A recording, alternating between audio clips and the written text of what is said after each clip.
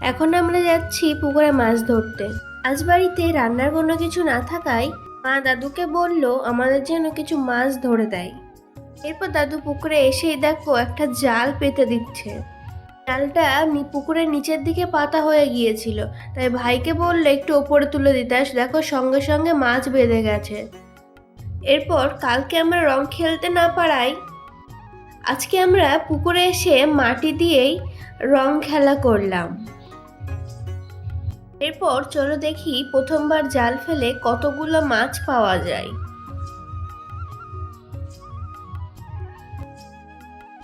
এরপর জালটি যখন তুললো তখন দেখো প্রথমে একটা বড় মাছ বেঁধে গেছে।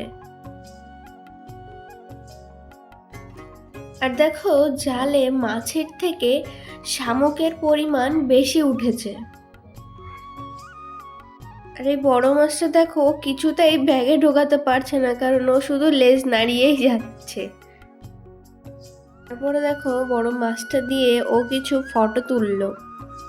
এরপর দেখো মাসি আর ভাইয়ের কাদা ছোড়াছুড়ি যুদ্ধ শুরু হয়ে গেছে। এরপর প্রথমে পাতা জালটা থেকে মাছ ছাড়িয়ে নিল।